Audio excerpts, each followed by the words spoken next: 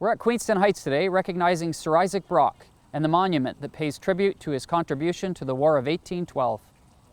Now, the Americans outnumbered the British here by a large number, 6,000 to 1,300. So the British had very bad odds going into this, but they came out massively on top.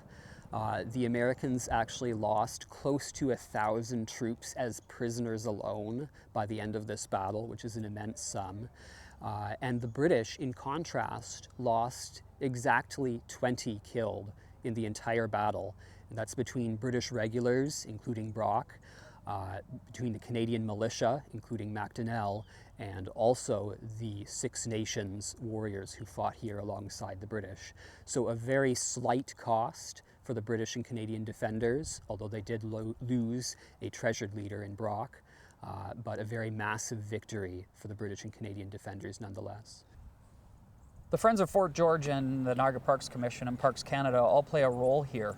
Describe the responsibilities of the three of them. Sure. So Niagara Parks Commission owns the Queenston Heights Park, including the restaurant and the general store and so forth.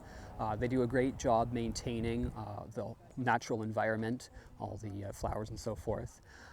Parks Canada owns the monument here as a National Historic Site.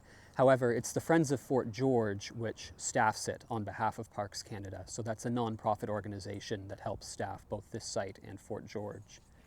Victory at Queenston Heights occurred after Brock's death. Ironically, the leader of this battle, Shaf, is not remembered to the same extent as Brock. General Brock was a very charismatic individual, very imposing, and he left a strong impression on just about everybody who met him.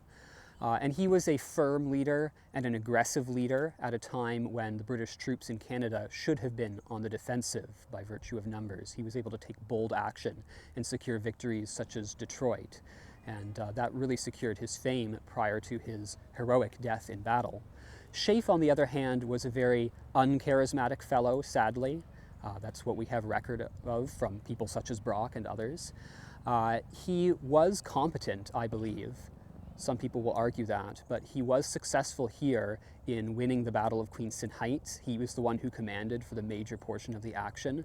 But as an individual who was not well liked personally and who went on to experience some failure later in the war, such as at York in 1813, he has not been left with the same legacy of success and daring that Brock has been.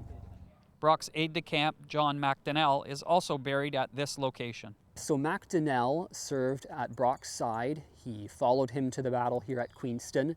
And when Brock was killed charging up the slopes of the heights, McDonald rallied the troops and continued the attack. Unfortunately, McDonald's horse was shot out from beneath him, and he too was mortally wounded and perished in the night after the battle. So McDonald has always gone with Brock, as in life, in death. So he has been buried with Brock each and every time. Brock was reburied later on under the first monument that was erected here at Queenston Heights.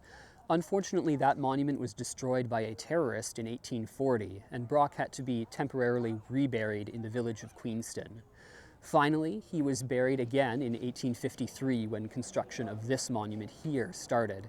And there were massive crowds when the decision was taken to build this monument to replace the previous one, and there were massive crowds again when they reburied him. So this has always been a really treasured individual and treasured moment in Canadian history that people have chosen to commemorate in very strong ways. Special thanks to Caleb Burney and the Special Collections and Archives at the Brock University Library. Reporting for The Source, I'm Chris Giles.